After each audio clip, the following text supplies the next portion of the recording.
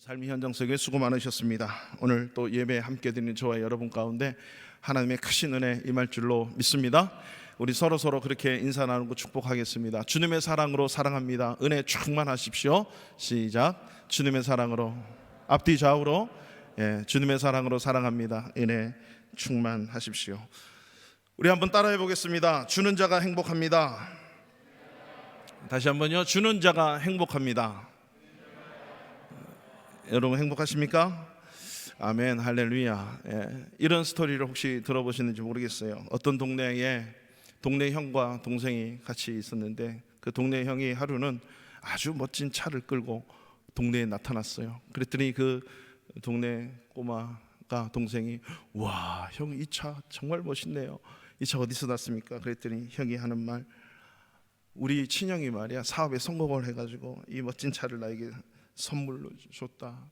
와, 부럽네요. 그랬더니 이 형이, 동네 형이, 야, 부러워하지 마, 걱정하지 마. 나도 이제 사업 시작해서 성공하면 너에게 이것보다 더 좋은 차로 너에게 보답할게. 걱정하지 마, 부러워하지 마. 그랬더니 이 동생이 형, 그 차가 부러운 게 아니라 이 차를 선물한 그 형이 부러워요 라고 얘기를 하더라고 하는 거죠. 여러분, 보통 우리는 그 차가 너무, 받은 차가 너무 부럽고, 와, 나도 저 차 하나 있었으면 좋겠다, 그래야 맞는 건데, 이 동생은 차가 부러운 게 아니라 이 차를 선물해 준 그 형이 부럽다라고 하는 것이죠. 어떤 사람을, 그 미래를 알 수 있는 것은요, 지금 현재 그 사람이 무엇을 추구하고 사는가를 보고, 무엇을 부러워하며 사는가를 보면 그 사람의 미래가 사실은 다 보입니다. 늘 받는 걸 부러워하죠. 은혜 받고, 뭔가 받고, 뭔가 잘 받고, 그걸 늘 기뻐하는 자가 또 있다라고 하는 거죠. 늘 그런 걸 받는 걸 기뻐하는 자가 있어요. 예를 들면 그거죠. 우리 교회도 이렇게 유학생들에게 신앙생활 잘 하고 교회 충성하는 유학생들 오면 장학금을 줘요. 근데 그 장학금을 뭐 받는 것도 좋지만, 앞으로 내가 이 장학금을 지금은 받지만 내가 커서 이 장학금을 몇십 배, 수십 배, 내가 장학금을 내놓는, 장학금을 줄 수 있는 자로 내가 살 거야, 이 마음을 갖고 있다면 여러분 아주 훌륭한 일이에요. 우리가 받는 것도 부럽지만 주는 것을 부러워할 줄 아는 자, 이것이 바로 주는 자가 행복합니다. 이런 줄 수 있는 저와 여러분 되기를 축원합니다. 우리 수요일마다 산상설교 말씀을 보는데 지난 주간에 처음에 시작했어요. 팔복을 시작했습니다. 그 심령이 가난한 자는 복이 있다 그랬는데, 오늘 말씀에는 주는 자가 받는 것보다 복이 있다라고 말씀하신 거예요. 오늘 바울이 이 본문 35절에서 말씀하시는 주는 자가 받는 자보다 복이 있다, 예수께서 친히 말씀하셨다, 이 말씀을 기억해라, 이렇게 말씀하시는데요.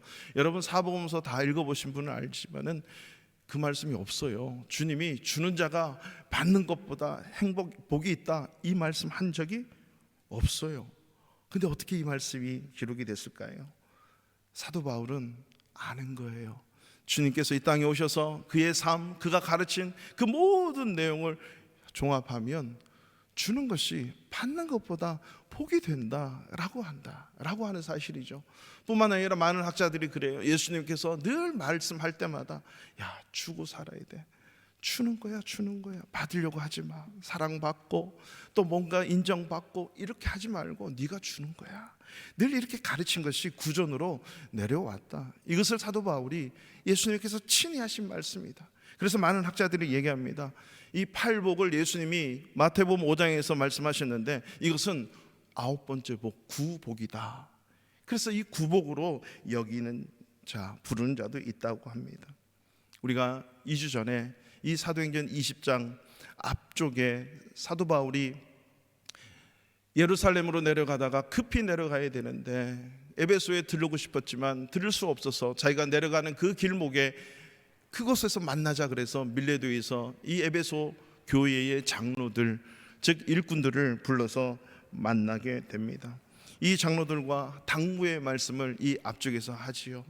그들과 함께 만나서 이런저런 얘기, 내가 그동안 했던 얘기, 신앙의 추억들을 얘기하고 지금 교회의 일꾼으로 서는 그들에게 당부의 말씀을 하는 장면, 그리고 오늘 36절 이하로 보면 함께 부둥켜 부둥켜 안고 껴안고 울면서 함께 무릎을 꿇고 기도하고 회오회를 합니다. 헤어지는 그 장면, 언제 서로 볼 줄 모르는 그 장면을 놓고 가장 중요한 부탁의 말씀을 쭉 하는데요, 그 말씀의 마지막 부분이 오늘 35절인 것이죠.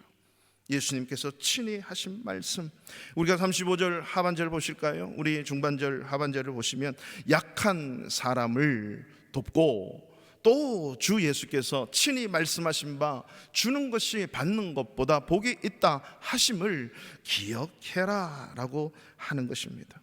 예수님이 하신 그 말씀을 반드시 기억해야 된다는 것을 마지막 당부의 말씀을 하는 장면, 이 말씀이 왜 그렇게 중요할까요? 오늘 이 말씀 본문을 통해서 우리가 생각해 보는 것은 왜 주는 것이 그렇게 복이 되는 것인가 라고 하는 것입니다. 왜냐하면 그것은 하나님의 말씀의 원리이고 원칙이에요. 주는 것이 복이 있다는 거예요. 주는 것이 받는 것보다 복이 있다. 이것이 하나님의 말씀이라고 하는 거죠. 이 말씀을 기억하는 거예요. 누가 말씀하셨기 때문에? 내 생명의 주인이시고 나를 구원하신 내 인생의 주인이신 그 예수님이 친히 말씀하셨기 때문에 그 말씀을 기억하라는 거죠. 우리나라에도 기부 문화가 요즘에 조금씩 늘고 있다고는 합니다만, 우리 미국 사람들 기부하는 거 보면, 서양 사람들 기부하는 거 보면 상상을 초월해요. 그죠? 여러분, 그렇다면 부자는 많이 기부한다, 이 말이 맞을까요? 틀릴까요? 맞죠. 부자가 많이 기부해요. 근데 그것은 우리의 평범한 시각이에요. 그들의 전기를 보고 그들의 삶을 보면 원래부터 부자가 별로 없습니다. 많이 기부한 자가 부자가 되었어요. 많이 기부한 자가 부자가 되었어요. 그래 부자의 2대 3대가 그 원리와 가치를 받아내지 못하면 2, 3대 남은 다 망해요. 진짜예요. 여러분 가만히 보세요. 그 자식들이 늘 싸우고 고소하고 난리 납니다. 받아먹기만 익숙한 사람들은 잘 몰라요. 부자니까 있으니까 내놓지라고 생각을 하는데 그렇지 않아요. 많이 주는 자가 부자가 되는 것이에요. 막 퍼주는 거예요. 이것이 구복, 팔복을 넘어 구복이다. 이것이 주님께서 친히 말씀하신 거예요. 그러니까 주님이 친히 말씀했기 때문에 우리는 이 말씀에 순종하는 거예요. 이 말씀의 원리대로 살아내는 거죠. 이것을 삶의 원리, 삶의 법칙이다라고 얘기하는 것입니다. 그렇기 때문에 저와 여러분들은 주님이 하신 이 말씀 붙들고 이 말씀에 순종하는 이 삶이 절대적으로 필요한 것입니다. 말씀 따로, 말씀은 말씀대로고 내 삶은 이거니까, 내 형편이 이런데, 이게 아니라 그냥 말씀이니까 순종하는, 그 말씀에 순종하는 자가 누구예요? 크리스찬이에요. 예수 믿는 사람이에요. 예수님께서 이렇게 말씀하셨죠. 누가복음 6장 38절에 보면 주라, 그리하면 너희에게 줄 것이니 곧 후히 되어 누르고 흔들어 넘치도록 너희에게 안겨주리라. 너희가 헤아리는 그 헤아림으로 너희도 헤아림을 도로 받을 것이라. 우리는 많은 경우 하나님 주시옵소서, 저도 그래요. 하나님 후히 되어서 눌러서 흔들어서 넘치도록, 그 정말 그죠? 이 말은 뭐예요? 그냥 막 무조건 막 주어서 흘려 넘치도록 해서 막 나눠주도록 할 수 있도록 더 준다는 거죠. 근데 반드시 그 일이 일어나기 위해서는 주라, 그리하면. 그래, 그리하면은 자동이에요. 자동. 그리하면은 자동인데 우리는 그 뒤에 걸 붙들고 자꾸 기도하고 이걸 붙들고 자꾸 뭐 어떻게 하는데, 그게 아니에요. 하나님 주는 자가 되게 해주세요. 이 기도가 되면 그 뒤에는 자동으로 일어난다라고 하는 거죠. 근데 중요한 것은 바로 뒤에 너희가 헤아리는 그 헤아림으로 너희도 헤아림을 도로 받을 것이다. 이 말이 무슨 말일까요? 우리의 축복의 크기가 그 복을 받는 것을 결정하는 거예요. 내 스케일, 즉 내가 받으려고 하는, 내가 헤아리는 그 헤아림, 나는 이만큼 원하면서 주는 거는 안 줘. 그만큼은 안 줘. 그러지 말고 그만큼 원하는 만큼 쏟아내면 하나님이 그렇게 그 헤아림으로 주신다는 거죠. 물론 주시는 분은 하나님이세요. 하나님이 주시는 거예요. 우리는 이 말씀 앞에 이 복을 말씀을 행함으로 주라, 이 말씀을 행함으로 주는 것이 더 복되다라는 이 말씀 행함으로 우리는 받는 거죠. 그렇다고 해서 받기 위해서 주는 것은 또 아니에요. 주님이 말씀하셨기 때문에 말씀에 순종하는 거예요. 사실 제 인생도 돌아보고, 사실 제가 목회하면서, 늘 교회에 담임 목회하면서 늘 조심스러운 고민이 한 가지 있어요. 제 개인적으로도 그렇고, 나는 주는 자인가 받는가, 받는 것에 익숙한가 주는 것에 익숙한가. 저희 집안에 저희 직속 가족의 권사님이 3분 계세요. 원로 권사님과 열심으로 일하는 2분의 누님 권사님이 계세요. 물론 뭐 이렇게 친척들 많이 있죠. 그 권사님들이 항상 얘기해요. 야, 김 목사, 받는 데 익숙하면 목회 실패야. 뭐 저에게 과감 없이 말씀하시는 그 권사님들이 계세요. 그래서 네, 알겠습니다. 받는 것에 익숙하면 목회 실패하는 거예요. 이미 다 받은 거예요, 목사는. 그래서 초라는 거죠. 뿐만 아니라 저희 인생뿐만 아니라 교회도 그래요.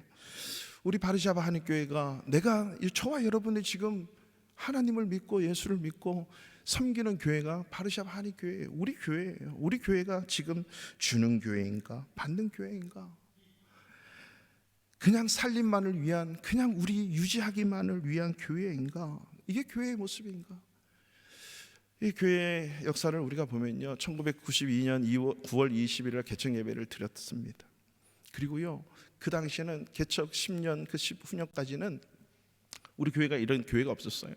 그냥 빌려가지고 이곳저곳 다니면서 가정에서 새벽 예배 드리고, 우리 김현수 권사님 사업장에서 새벽 예배 드리고 막 이랬대요.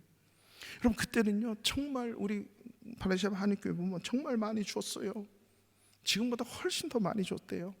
아프리카, 중동, 저 서남아시아, 아시아, 일본까지, 저 네팔까지 선교를 정말 많이 했고요. 우리 폴란드의 CCC 그 대표, 어제 제가 CCC 그 대표 목사님을 만났어요. 대표 간사님을 만났어요. 폴란드에. 그 자기 선배가 우리 바르샤바 한인교회를 통해서 그렇게 그 선교 헌금을 받고 얼마나 감사했는지. 자기는 그 당시에는 뭐 학생이었는데 초등학교였죠. 지금 20년 세월이 흘렀으니까. 그때 받은 그 선조들의 그 뜨거운 열정 때문에 우리 CCC가 이 폴란드 땅에서 지금 복음 증거하는 그 대학생 선교단체가 됐다는 거예요. 지금 우리가 지금은 안 하거든요. 그 당시만 봐도 정말 저희 교회가 많은 일들을 했어요. 지금 29년이 넘으면서 최소한 그것보다는 더 많이 해야 되지 않나. 물론 그 당시에는 또 우리 성도들이 많이 계셨지요. 충성하고 헌신하는 성도들 많이 있었어요. 지금은 저희가 공식적으로 다 아시다시피 5 선교사님을 후원을 합니다. 다 합쳐야 6만 주어띠 조금 더 되는 그, 물론 중간중간에 우리가 또 여러 가지 섬기는 일을 해오고는 있습니다. 그럼에도 불구하고 끊임없이 우리 교회, 내가 섬기는 교회가 주는 교회인가 받는 교회인가, 아니면 딱 살림살이만 하는 교회인가? 지금 제가 와서 이 공사를 계속 관리를 하면서 이게 나가고 환광도 나가고 뭐든지 하면서 제 마음에는 정말 솔직한 고민의 기도가 있어요. 하나님, 우리 교회가 왜 존재하지요? 주는 교회, 생명 살리고 복음 전하는 교회로 서 있는 겁니까? 그냥 나 한 사람, 우리 교회 하나, 덩치 하나 관리하기 위해서, 존재하기 위해서 그냥 존재하는 교회입니까? 제 인생도 마찬가지예요. 목사의 개인 인생도 마찬가지예요. 바르샤바 한인교회라고 하는 이름에 걸맞게 어떻게 보면 우리 교회가 한인사회에 폴란드 땅에 있으면서 유럽 땅에 있으면서 과연 얼마만큼 흘려보내고 주는 교회인가? 이것이 행복하다고 주님이 말씀하셨는데, 어떤 도시에 그 도시 시장과 그리고 경찰서장, 국회의원, 그 지방의 국회의원, 그리고 목사님이 식사를 했대요. 한 도시에 뭐 시장, 경찰서장, 국회의원, 그리고 목사님이 식사를 할 정도면 아주 뭐 중한 자리잖아요. 식당에서 밥을 먹고 이런저런 얘기를 했는데, 밥을 먹고 이제 밥값을 계산해야 되는데 한 분은 화장실 가고 한 분은 전화하고 한 분은 신발끈을 메고, 그래서 밥값을 누가 내나, 이제 사장님이 카운터에 있는데 이 밥값을 내러 오시는 분이 없고 다 저쪽으로 가더라는 거예요. 그러면서 다 이렇게 서로 이제 모이더니 밥값을 내는데 밥값을 누가 냈을까요? 뭐 이건 문제가 아니니까 그냥 말하면 돼요. 뭐 고민을 하고 뭐 목사님이 내야 되겠죠. 근데 목사님도 안 내고 식당 주인이 냈대요. 우스갯소리로 만든 얘기입니다. 근데 저는 이 얘기를 듣고 씁쓸했어요. 목사님이 내야지. 물론 특별한 경우는 있지요. 뭐 누가 산다 뭐 이래가지고 하고 뭐 특별한 날이다. 근데 무조건 목사가 사야죠. 빚을 내서라도 사야지. 정말 사야 돼요. 교회가 목사가 이 일을 하는 거죠. 섬기는 거예요. 주는 것으로 하나님은 우리에게 그 헤아림으로 또 주시는 거죠. 그 스케일로 교회와 성도들에게 하나님이 안겨주시는 거거든요. 저도 우리 바르샤바 한인교회 목사로서 우리 폴란드의 한인교회 목사님들 모이면, 아니면 또 폴란드 목사님 모이면, 또 우리 성도들이나 뭐 아무튼 뭐 특별히 초신자 예수 안 믿는 모이면 어떻게 제가 밥을 살라고 해요. 뭐 하면 무조건 제가 내려고 해요. 빚을 내서라도, 카드를 긁어서라도, 빚을 내서라도 제가 살려고 해요. 왜냐하면 주는 게 복 받는 거예요. 주는 게 복이 된다는 거죠. 그렇기 때문에 목회라고 하는 것은 모든 성도들이 복을 받도록 하는 거, 복을 받는 자로 만드는 게 사실은 목회예요. 모든 성도들이 영적인 복과 이 땅의 복들을 받아 누리도록 만드는 것인데요, 그렇다면 모든 성도들이 영적인 복을 받는 것은 하나님 앞에 드리는 거예요. 하나님 앞에 어떻게 하면 더 드릴까? 하나님 앞에 드려지도록 예배를 잘 드리고 그 예배를 통해서 오는 그 놀라운 축복들 분명히 있거든요. 뿐만 아니라 세상을 축복하는 자로, 이 주는 자로 세워내야 되는 거죠. 그걸 가르치는 거예요. 그래서 주는 것을 크게 하면 그 헤아림으로 하나님은 더 안겨주시는 거죠. 그렇기 때문에 우리가 복 받으려고 예배 드리는 게 아니라 하나님 앞에 감사를 드리고 찬양을 드리기 위해서 예배를 드리는 거예요. 우리가 복 받으려고 남을 섬기는 게 아니라 하나님의 말씀이니까 순종함으로 드리는 거예요. 그래서 우리는 말씀을 통해서 우리의 영적인 스케일, 우리의 육적인 스케일들을 키워내는 거죠. 하나님이 주시는 자로 세워나가는 것입니다. 잠언 11장 24절에 보면 흩어 구제하여도 더욱 부하게 되는 일이 있나니 과도히 아껴도 가난하게 될 뿐이라. 여러분 구두쇠 뭐 이런 뭐 스크루지 뭐 이런 보면은 아무리 아끼다 해서 여러분 됩니까? 과도히 아껴도 가난하게 돼요. 막 아꼈는데 그냥 벌금이 5천만 원 나왔어. 막 1억을 모았는데 병원에 2억을 갖다 줘야 돼. 여러분 이런 일들이 비일비재합니다. 여러분 우리가 어디에 써야 되고 어디에 나을까? 과도히 아껴도 가난하게 되지만 흩어서 막 구제해도 더욱 부하게 되는 일이 있대. 왜냐하면 하나님의 말씀에 순종하는 거거든요. 하나님이 책임져 주시거든요. 이거는 주는 것보다 받는 것이 복되는 말씀에 순종하면요, 이 말씀은 예수 안 믿어도 받는 일반적인 법칙이에요. 그래서 저는 그래요. 우리 아이들, 자녀들, 청년들 벌어서 남 주냐, 공부해서 남 주냐, 다 네 거야 돼, 이렇게 가르치면 안 돼요. 우리는 성경적으로 가르쳐야 돼. 공부 열심히 해서 남 줘. 열심히 돈 벌어서 남을 줘. 세상에 흘려보내고 남에게 복을 주는 거예요. 공부 열심히 해야 되는 이유가 뭐예요? 나라를 살리고 사회를 살리고 가정을 살리고 남의 사람을 살리는 거예요. 돈 많이 벌어서 남을 살려보세요. 하나님이 나를 살려요. 그만큼 일을 하려면 하나님 그만큼 줄 수밖에 없는 거예요. 100만 원의 기부를 하기 위해서, 1000만 원의 기부를 하기 위해서는 그보다 더 많은 것을 하나님이 안 주면 못하는 거예요. 더 흘려보내기 위해서 하나님이 더 주시는 거죠. 여러분 공부해서 남 주도록 가르치셔야 돼요. 우리 부모님들, 야 공부해서 다 네 거 되지, 야 하라는데 나중에 후회하지 말고 그러지 마세요. 남을 줘야 돼. 남을 줘야 돼. 남을 주기 위해서 열심히 일하는 거죠. 이게 주님의 말씀의 법칙이고 우리 크리스찬들의 삶의 원리예요. 바꿔야 돼요. 이 사고가 가치관이에요. 여러분 제가 사해바다 이스라엘 그 지역을 몇 번을 말씀드렸잖아요. 데드 씨, 왜 사해일까요? 사해바다는요 더 이상 물이 들어오면 받기만 받고 내 흘려보낼 게 없어요. 그래서 바다가 썩는 거예요. 엄청 받아가지고 내려보내는 갈릴리 호수는 늘 풍성하고 새로운 것으로 받고 보내고 수많은 생물체가 살아나는데 데드씨 사해 받으면 받기만 받아요. 더 이상 흘려보낼 데가 없어요. 쫄고 냄새만 나고 사람만 둥둥 띄우고 수영하겠다고 몸 부딪히면 눈을 막 따게 만들고, 여러분 죽음 바다예요. 이게 생명의 원칙이고 하나님 말씀의 원칙이에요. 11조의 비밀을 안 부자라고 하는 책을, 그리고 자서전을 쓴 록펠러라고 하는 그 부자 이야기 여러분 잘 아시잖아요. 미국 최고의 부자고 뭐 손 대는 것마다 다 대박을 터뜨려요. 어릴 때부터 철저하게 11조 주문을 만들어서 용돈 1달러를 받으면 10센트는 반드시 11조에 넣고, 이런 신앙의 훈련들을 열심히 살아왔던 자예요. 하나님을 섬기는 신앙으로 열심히 살았어요. 근데 50세가 됐는데 사형 선고를 받은 거예요. 왜?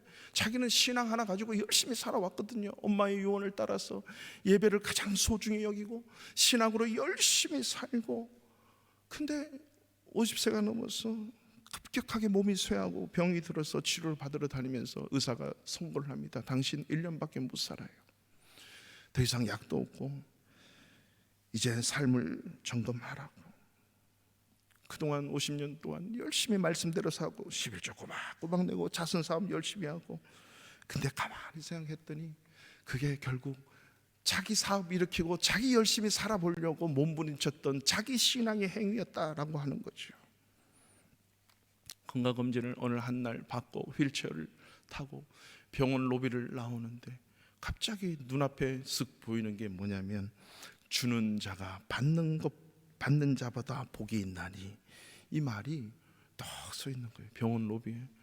그러면서 눈을 감고 하고 생각하고 있는데 마침 큰 소리가 막 들리는데 병원 로비에서 그 막 엄마의 애절한 소리는 우리 딸을 살려주세요, 우리 딸을 살려주세요. 그랬더니 병원 직원들이 이건 돈이 너무 필요해요. 병원비가 없으면 힘들어요. 병원비가 이만큼 많은데 막 서로 실랑이를 하는 거예요. 엄마는 울고 자기 휠체어를 잡고 있는 그 직원에게 얘기해서 비서에게 연락해서 얘기합니다. 저 사연이 뭔지, 저 필요한 대로 돈을 다 주라고. 그래 봤더니 그걸 다 줬는데 병원 다니면서 치료를 했는데 들리는 소문이 이 도와준 소녀가 기적적으로 회복되기 시작하는 거죠. 록펠러는 그 문구가 성경에서 나왔다는 걸 알고 자기가 평생을 그렇게 살았는데 결국 자기 복 받기 위해서 신앙생활을 했다는 거죠. 이제는 도울 수 있는 자에게 최선을 다해 도우라는 그 어머니의 말씀이 다시 기억나면서 그때부터요 자기가 그렇게 자서전에 기록을 했어요. 나는 살면서 이렇게 행복한 삶이 있는지 이제야 깨달았습니다 라고 하면서 그때부터 나눔의 삶을 기브아웃의 기버로 살기 시작하는데 끊임없이 기브아웃하는 거예요. 그때부터 사업의 일선에서 물러나서 자기가 있는 재산 얼마나 되나 해가지고 무조건 흘려보내는 거예요. 어렵고 힘든 자들, 병원을 짓고 학교를 짓고 고아원을 짓고 자선사업가를 짓고요, 자선사업 재단을 만들고요, 교회를 4,928개 록펠러가 세운 교회만 하더라도 미국과 전 세계 4,900개가 넘는 5,000개 가까운 교회를 막 세우기 시작한 거예요. 그 외에 또 수많은 교회가 세워졌겠죠. 그리고 그때부터 희한하게 생명이 살아나요. 몇 세까지 산 줄 아세요? 50대 중반에 사형 선고 받고 98세까지 살았어요. 그 일을 못내 못하네. 기브아웃 할 수 있는 그 재단들을 튼튼히 세워놓고 살아가는 거죠. 주는 것이 받는 것보다 복이 있다. 이 말씀에 순종하여 하나님의 엄청난 복을 누릴 수 있는 저와 여러분 되기를 축원합니다. 오늘 두 번째로 이 말씀을 통해서 그렇다면 주는 자가 받는 자보다 복이 있는데 무엇을 줘야 되는가라고 하는 거죠. 오늘 우리가 35절에 약한 사람들을 돕고 또 이렇게 말씀하는데 그냥 약한 사람, 나보다 연약한 사람만을 돕는 그 도움만을 얘기하고 있는 걸까요? 본문은 그저 그렇게 연약한 사람, 없는 사람, 어려운 사람들만을 돕는 그것을 말씀하고 있지는 않습니다. 오늘 이 말씀이 시작하는 우리 사도행전 20장 17절부터의 말씀을 전반적으로 다 보면 무엇을 주는 것인가, 그 목적어가 그 내용에 다 담겨 있어요. 17절부터 35절까지의 그 목적어가 무엇을 줘야 되는가, 예수님께서 친히 하신 말씀의 그 핵심 내용이 무엇인지를 에베소 교회, 그 교회가 오늘날 이 순간까지 이 일꾼들이 있을 때까지, 있기까지 어떠한 것을 주었는가 라고 하는 것을 삶을 통해서 지금 고백을 하는 장면이 나와요. 에베소 교회 장로들, 감독들, 일꾼들에게 그저 나누어 주라는, 약한 사람 돕는다, 헐벗을 때, 목마를 때, 그리고 나그네 되었을 때 소자에게 냉수 한 그릇 주는 그 하나, 그것은 주님께 한 것이다 라고 하는 거죠. 예수님이 말씀하신 것처럼 그 핵심 포인트가 무언가, 바로 주님이 원하시는 그것을 줄 수 있어야 된다. 주님께서 결국 원하시는 것이 뭔가라고 하는 거죠. 그것은 본문의 말씀을 요약하면 영혼 살리는 일이에요. 영원한 생명, 생명 주는 그 일, 그 생명 살리는 일, 그 일을 주라는 거죠. 여러분, 오늘 본문의 말씀을 한번 보십시오. 우리 성경책을 갖고 있으신 분은 17절 말씀부터 보면요, 17절부터 사도 바울이 에베소 교회와 교회 성도들을 위해서 겸손과 눈물로 그들을 목회했다, 주를 섬겼다, 그리고 모든 것을 끊임없이 다 줬다, 전해서 가르쳤다 그러고요. 21절을 말씀해 보세요. 유대인들과 헬라인들에게 하나님께 대한 회개와 우리 주 예수 그리스도께 대한 믿음을 증언했다. 이 믿음, 회개, 즉 복음을 다 전해줬다는 거죠. 그리고 내가 이제 예루살렘으로 가야 되는데, 그 예루살렘에서 21절에 보면 결박과 환난이 나를 기다린다고 하지만, 24절 다 같이 우리 함께 읽겠습니다. 시작. 내가 달려갈 길과 주 예수께 받은 사명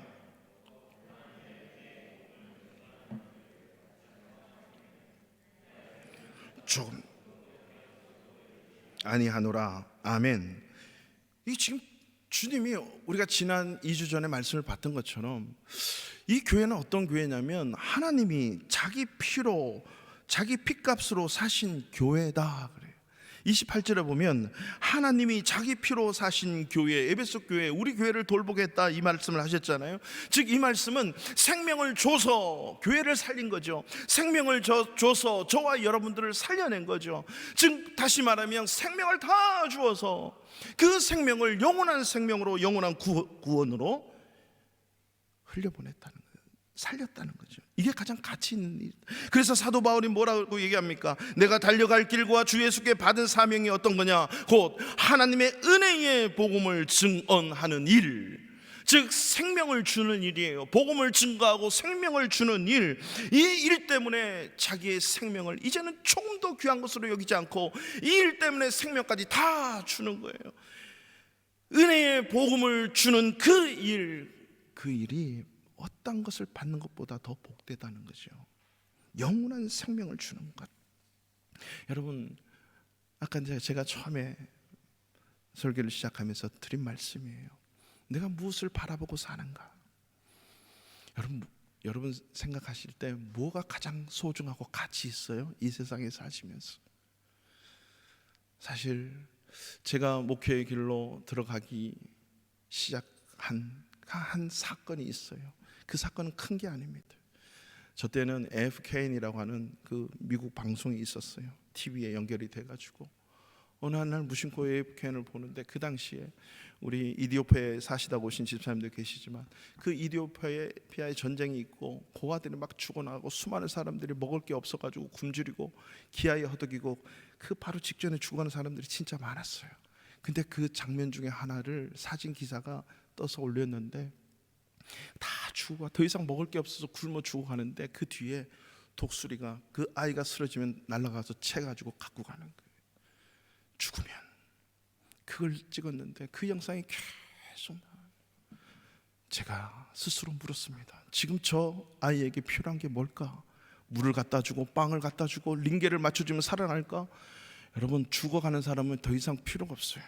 더 이상 영양제나 물이나 빵이 필요가 없어요. 뭘 줘야 돼요? 그의 입에 귀에 대고 생명을 전하는 거예요. 네가 지금 이 세상 속에서 이렇게 굶어 죽어가고 이렇게 전쟁 때문에 죽지만 죽고 나면 영원한 세상이 기다리는데 그 세상은 더 이상 지옥으로, 지금 너가 살았던 이것처럼 지옥으로 가서는 안 된다. 영원한 세상, 생명, 천국으로 가야 되지 않느냐. 이 영원한 생명을 결정짓는 것은 그 호흡이 붙어있을 동안에 내가 무엇을 가장 소중한 가치로 여기며 사는가, 그것을 받아야만이 영원한 세상, 천국으로 갈 수 있다.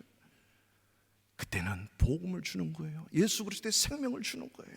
생명을 주는 것보다 급한 일이 없단 말입니다. 죽어가는 사람에게 물도 줘야 되고 빵도 줘야 되지만 더 급하게 줘야 되는 것은 죽으면, 생명이 끝나면, 죽음을 기다리면 죽어서 지옥에서 영원히 살 거냐, 천국에서 영원히 살 거냐.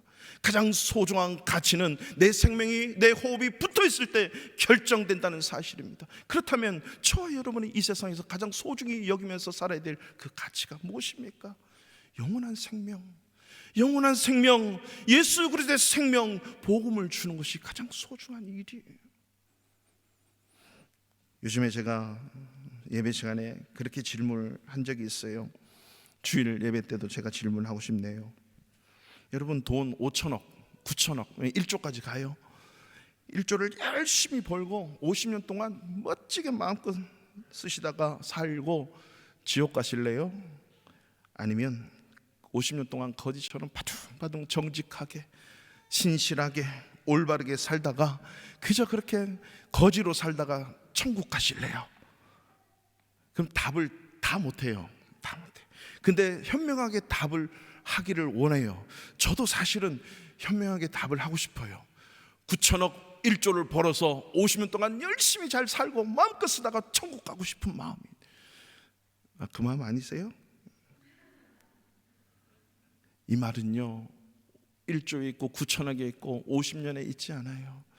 이 세상에서 보다 더 중요한 가치가 뭔가, 무엇이 좀 더 가치 있는 인생인가 라고 하는 거죠. 그 영원한 생명을 위해 지금 1조를 쓰고 50년을 쓸 수 있는, 비록 내가 지질이 가난하고 병들고 아프고 굶어 죽어도 지금 현재 내가 무슨 가치를 가지고 살아가는가, 죽어서 어디 가는가, 이 중요한 가치가 우리에게 있지 않을까요?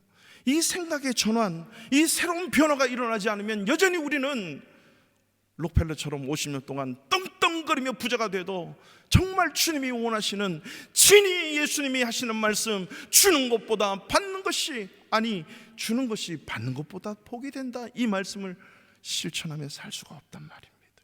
이 가치관의 변화가 일어나지 않으면, 내 손에서 떠나지 않으면, 떠나보내지 않으면, 은혜의 복음, 예수 그리스도의 생명의 복음을 증거하는 일에 내 생명을 다한 그는 1조가 들어오든 100만원이 들어오든 10만원이 들어오든 이 은혜의 복음 증거한 일에 다 쏟아 붓게 될 것입니다. 그래서 바울도 다 준 거예요. 무엇이 가장 소중한 가치인가? 예수님도 그 한 영혼 살리기 위해서, 저와 여러분 교회가 교회되고 교회를 살리기 위해서 그렇게 하셨잖아요. 이사야 53장 4절 말씀에 보면, 그가 찔림은 우리의 허물 때문이고 그가 상함은 우리의 죄악 때문이다.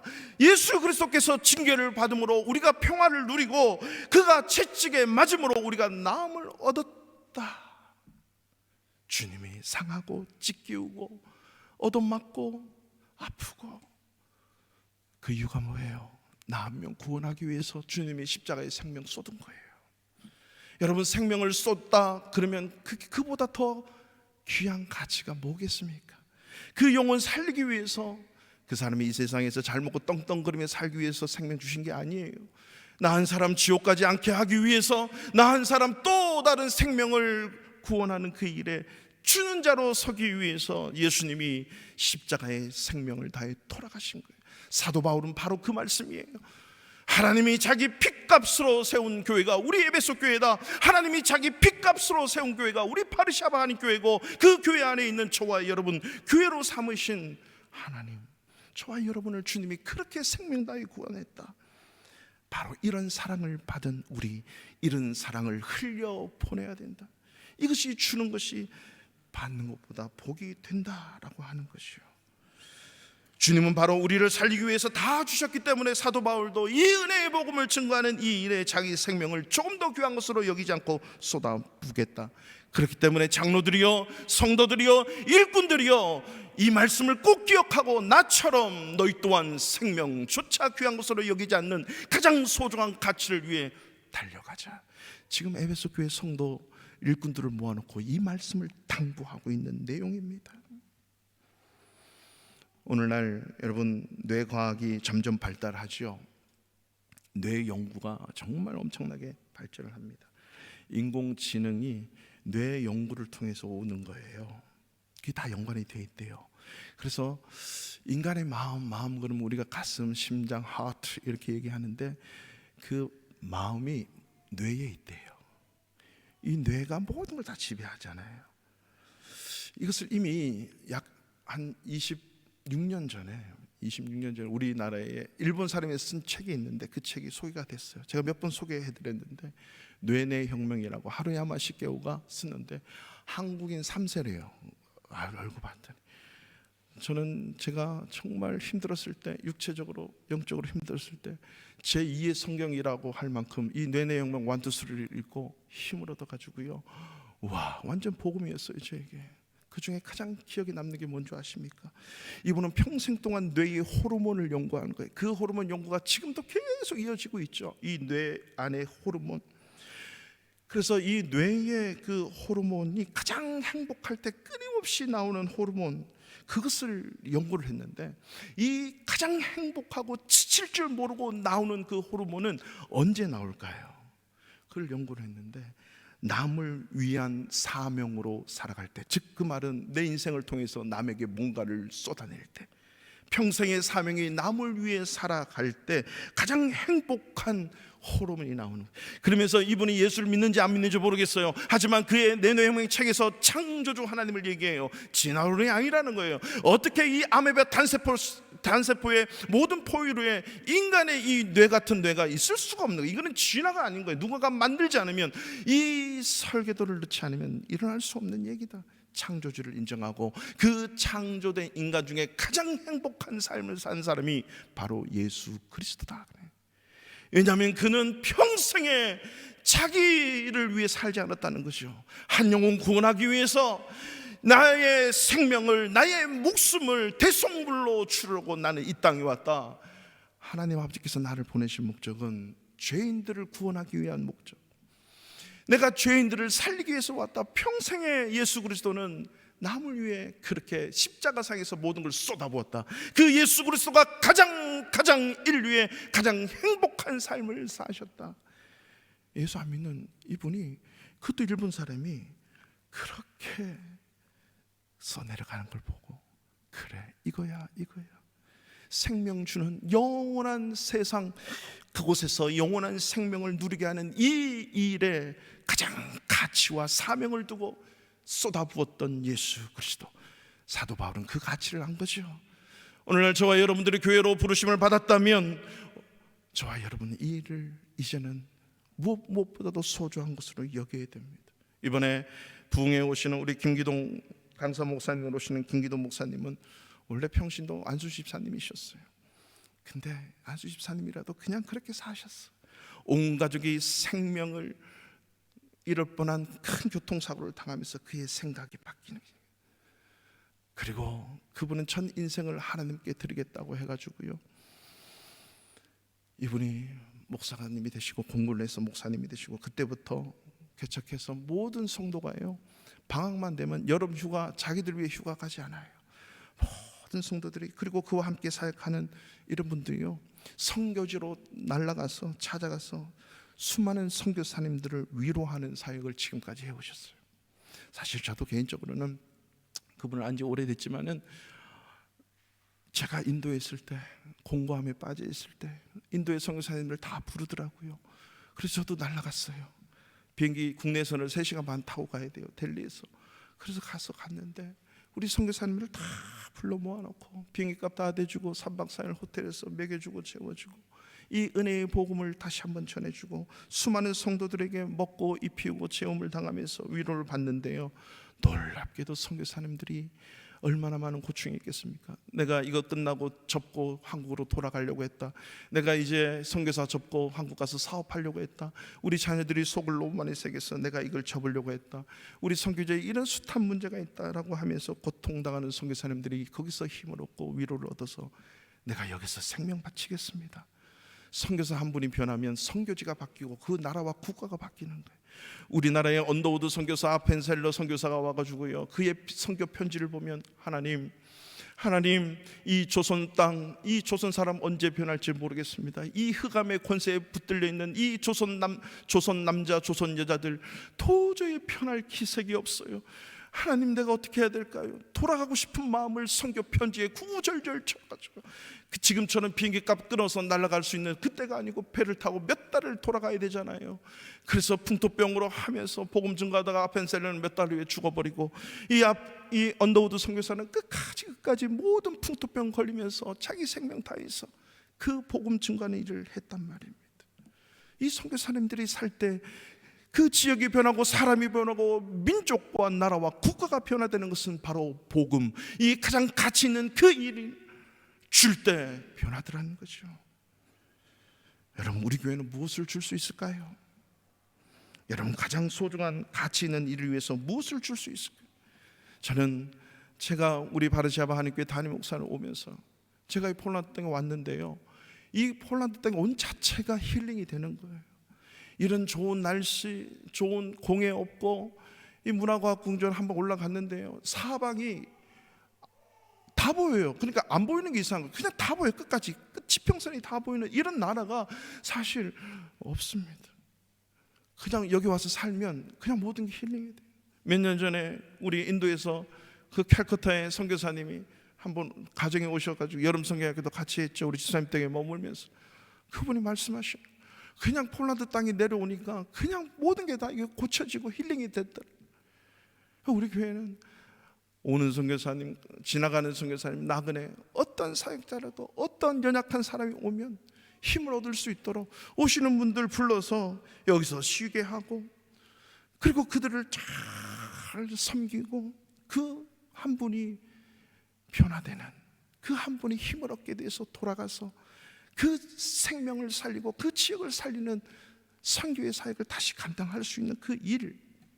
그래서 주보의 로뎀 나무 아래서 엘리야가 그 사역을 엄청 크게 하다가 갑자기 우울증이 찾아와서 로뎀 나무 엎어져 가지고 하나님 나를 죽여달라고, 그렇게 엎어져서 지쳐 잠자고 있던 엘리야를 깨워서 먹이고 마시고 또 자게 하고, 또 깨워서 먹이고 마시고 자게 하고, 그 로뎀 나무 아래에서 힘을 얻고 다시 달려가서 그 사역을 감당해내잖아요. 지쳐있고 힘들어하는 수많은 사역자들, 선교사님들 이곳에 지나가든 이곳에 어떤 식으로 오든 여기서 엎어지고 계시면 먹이고 재우고 다시 힘을 얻어서, 그분들에게 머물 집도 필요하고 머물 차도 필요하고 섬기는 손길도 필요한 거예요. 그 한 분이 변화되면 무릎 꿇지 않는 7,000명과 함께 하나님의 이 영혼 사역을 엄청나게 감당할 수 있을 것으로 믿습니다. 이것이 바로 우리가 직접 가서 복음을 전하지 못하고 우리가 직접 가서 뭘 할 수는 없지만 우리가 섬길 수 있는 가장 큰 길이 아닐까요? CC 스터디라고 하는 웩 국제 선교회를 세우신 이 CT 스터드 선교사님을 예전에 말씀 한번 드렸는데, 캠브리지 대학교 7인의 한 명이에요. 그 당시에 캠브리지 대학교 크리켓 선수는요, 오늘날 이 프리미어 리그보다 더 영웅이에요. 축구보다, 그리고 야구, 미국의 야구보다 더 큰 영웅이에요. 그가 부와 무디 설교를 듣고 그 부와 명예와 그 엄청난 지식들 다 내려놓고 중국 선교사로 허드슨 테일러와 사역을 합니다. 병들어서 아프리카 땅에 가서 나머지 인생을 보냅니다. 그리고 그가 있던 수많은 재산 물려받은 것을 웩 인터내셔널 국제 선교에 세우는 그 모티브가 되게 합니다. 그의 모든 걸 다 쏟아놨습니다. 그가 남긴 명언들을 19세기 선교, 20세기 선교의 큰 역할, 세계 선교를 감당했던 이 CT 스터드가 이런 말을 했어요. 만일 예수 그리스도가 하나님이시고 나를 위해 죽으셨다면 내가 그분을 위해 하는 어떤 희생도 결코 클 수 없습니다. 여러분, 주님을 위해서, 하나님을 위해서 하는 그 어떤 희생, 주님이 나를 위해 십자가에 죽으셨다면 그것보다 큰 게 없다는 거죠. 내가 주는 자로 살아야 된다는 거예요. 그러면서 이분이 마지막에 이런 말을 남겨요. 나는 아름다운 차인벨이 울리는 교회 주변에 사는 것보다 지옥에 들어가는 지옥 문 입구에 살면서 이곳으로 들어가는 수많은 사람들을 붙들고 복음을 전해서 천국으로 돌려보내는 일을 하겠다. 이렇게 평범하게 사는 것보다, 그냥 좋은 그런 데 사는 것보다 지옥문 앞에 가가지고 거기 살면서 지옥문으로 들어오는 그 숱한 사람들을 복음을 증거하고 생명을 증거해서 천국으로 돌려보내는 그 일을 하겠다. 이게 주는 자 아닙니까? 이 주는 자가 복이 있고 주는 자가 행복하는 인생 아니겠습니까? 사랑하는 성도 여러분, 말씀에 순종하는 자는 이런 복을 누린답니다. 그래서 주는 자가 행복한 것입니다. 영원한 생명, 영원한 세상을 줄 수 있는 그 기회는 이 땅 위에 내가 목숨 붙어 있는 한 그 순간밖에 없습니다. 죽으면 끝난 겁니다. 그 목표를 향해서, 그것 때문에 오늘 이 순간 줄 수 있다면 여러분, 그 자가 가장 행복할 것입니다.